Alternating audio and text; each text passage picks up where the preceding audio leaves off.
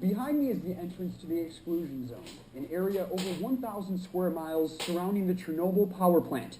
For the most part, this area still remains uninhabitable to humans. This is more than 1,000 times the normal level. We were deep into the ghost town when our radiation detectors started going crazy. So we shouldn't stay in this area for very long then. Of course, we have to go. Quickly, we moved on. Our tour guide Dmitri took us further into Pripyat, a city frozen in time. Everything here is just like it was moments after the deadliest nuclear power plant blast in history. A child's doll left behind. Halls at a hospital, eerily silent.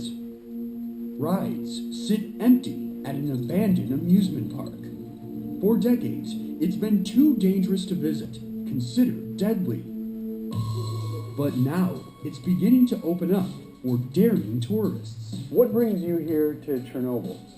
I think it's an adventure, the desire of something that's unknown. Pripyat sits within the exclusion zone, which today includes northern Ukraine and southern Belarus. To get here, we had to move through a series of security checkpoints and sign paperwork pretty much saying we accept the radiation risk. That's because even years later, radiation can be toxic and has caused illnesses like cancer. Is it safe for us to be here in Pripyat? Yes, 30 years after the accident, it is safe for us to be here. We just have to remember about the radiation and safety rules. While the strength and quantity of radiation breaks down over time, in some places levels still remain high. You really can't sense radiation. That's why this is a must, a Geiger counter, which measures radiation. When the accident happened that night, all the radioactive dust from the reactor went by wind into the west direction, and we are going through this trace. That is why the level of radiation here is higher. On the days following the explosion, over 40,000 people were evacuated, with the idea they may return in a few days. But as you can see 30 years later, that wasn't the case.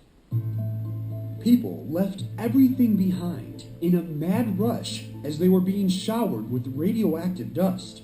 However, they weren't told of the dangers for over a day. There is no doubt that it injured their health. What would have happened to the people here if they wouldn't have evacuated and they would have stayed for another month, another year?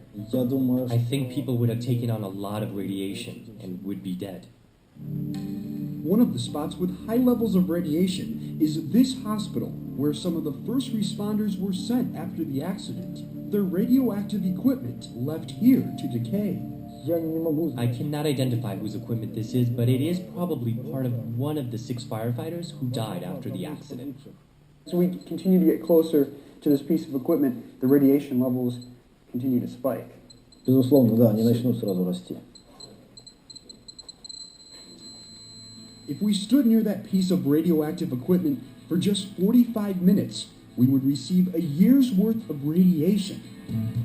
We continue our journey deeper into the zone and closer to ground zero, the Chernobyl nuclear power plant, where it all happened. Today, the reactor has been sealed off by a protective barrier, keeping radioactive materials from spewing out, and much of the radioactive dust and debris from the accident has been cleaned up. This arch-shaped building behind me is called the New Safe Confinement Building. It's over 300 feet tall and spans over 800 feet. It's expected to be a long-term solution to contain radiation and allow for more cleanup, even though construction is expected to be finished later next year. It's unclear if people will be coming back to live anytime soon. We don't even speak about people going back to the exclusion zone now. 66% of the exclusion zone can be decontaminated for human life in 100 years, but right now, it's not a good value of money to move people.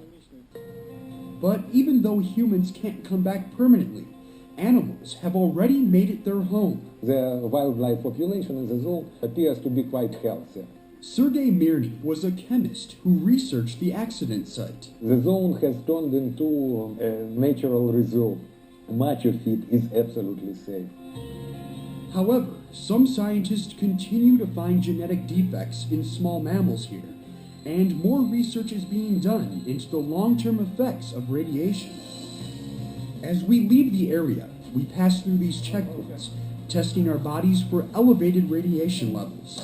As I'm clear to go, it's a reminder of the influence this tragedy had on the world, and the consequences of neglect and arrogance. The Chernobyl accident undeniably changed the way of handling nuclear energy all over the world, in all countries.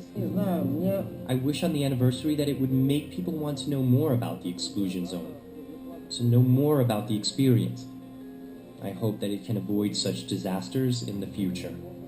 Keith Kosinski, Channel 1 News. Now, it's difficult to know just how many people died from Chernobyl. Some estimates put it at 4,000, others at 500,000. So what was it like reporting from the exclusion zone? Well, head on over to channel1.com to hear Keith and Maggie talk about the experience. All right, after the break, we meet some expert hackers, but not quite the kind you're thinking of.